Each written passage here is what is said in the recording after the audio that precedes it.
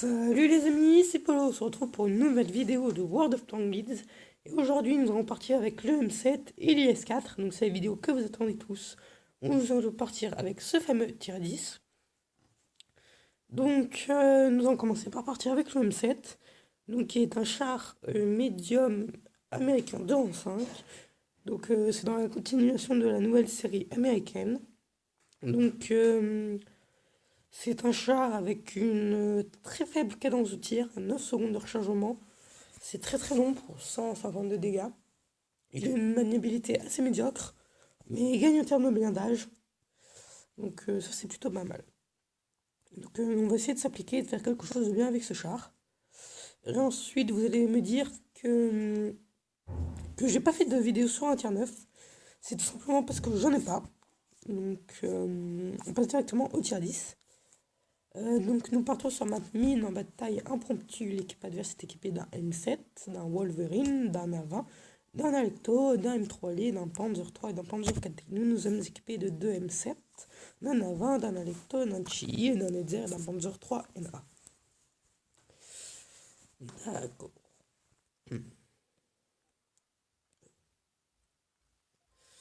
Alors nous, on va essayer d'aller au milieu assez rapidement, du moins plus rapidement que les adversaires.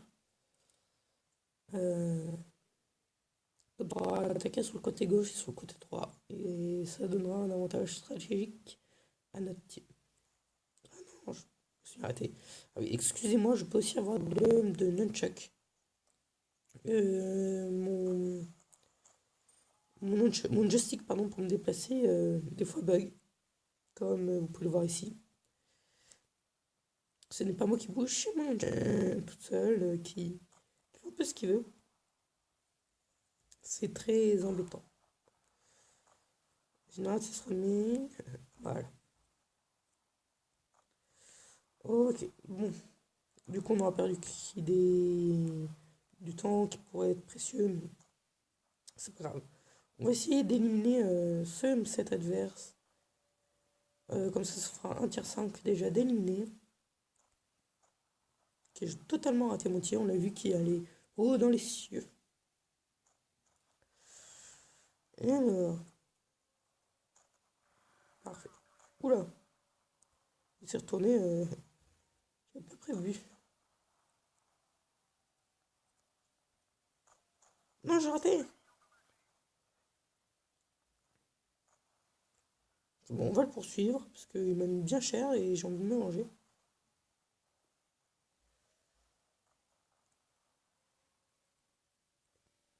Voilà. Maintenant, on va sur le M3 Lee. C'est un char qui est pas trop fait pour être en guerre. Ok, donc il m'a totalement raté. Alors, le M7 Rage, n'oubliez pas que c'est un jeu, donc ça n'a rien de rager pour ça. Ça n'a rien de voir les kills. Enfin, l'important, c'est pas de faire des kills, c'est de faire du dégât. D'envoyer des douilles. Parce que vous gagnerez plus d'XP en faisant des kills. En faisant du dégât, pardon, qu'en faisant des kills. Donc, les kills, ça rapporte toujours de l'XP et du crédit. Mais c'est pas le plus important, honnêtement. Oula, les airs qui aiment très cher à l'Ecto. Bon, une très bonne partie. J'espère que vous aurez donné un théorie assez complet du M7. Donc ça reste quand même mon char. Bon, on a quand même assez peu de points de structure, mais ça reste correct.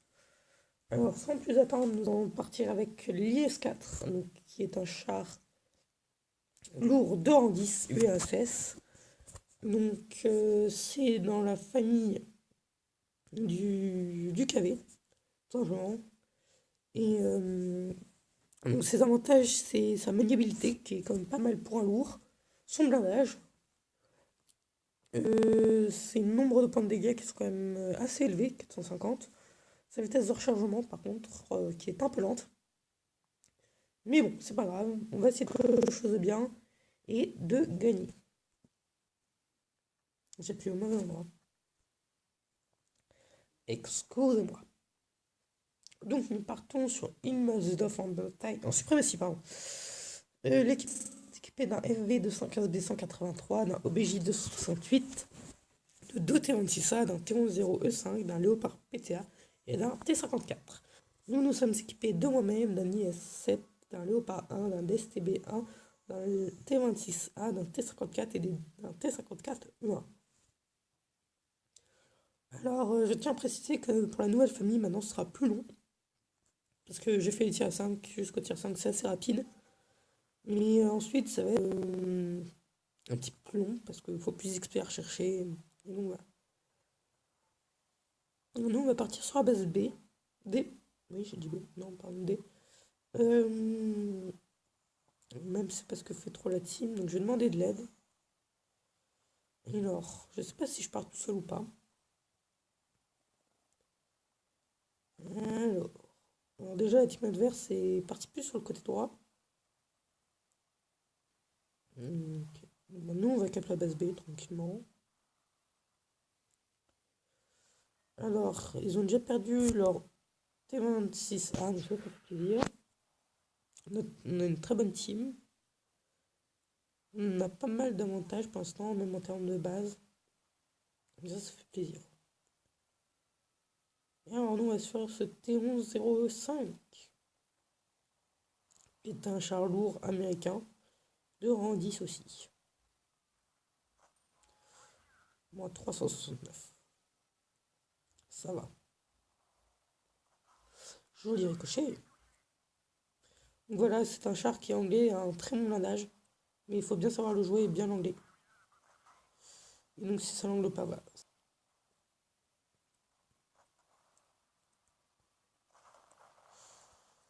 Donc vous voyez qu'il a un assez bon blindage parce que sur 3 tirs, il y en a 2 qu'on C. Ça fait quand même un bon rendu. Encore un ricochet. Par contre, je mets pas beaucoup de dégâts, je fais juste des ricochets. C'est déjà ça. Ouh, totalement raté.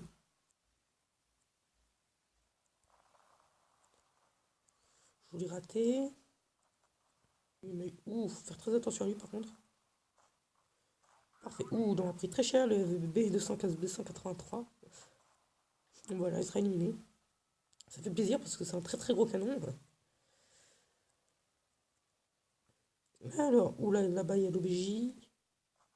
Ok, j'ai pas percé. C'est pas. C'est. Faudrait qu'on élimine cet OBJ, il me fait un petit peu peur. Mais on va bien y arriver à l'éliminer. Parfait, une bonne souffle en plus. Ça doit faire mal en effet. Et maintenant, on va se faire le Léopard PTA. Alors. Oula, j'ai totalement raté mon tir. Il était 26 sinon qu'on peut se faire. Pas besoin. Mais du coup, on va se faire le Léopard PTA. Dernier survivant. Et voilà. Bon bah là aussi une très bonne partie. Bon, ce sera cool, je vous aurais fait 2 très bonnes parties. On en aura qu'un, c'est pas très grave. Comme je vous dis, c'est pas le kill le plus important, c'est l'amusement et le dégât.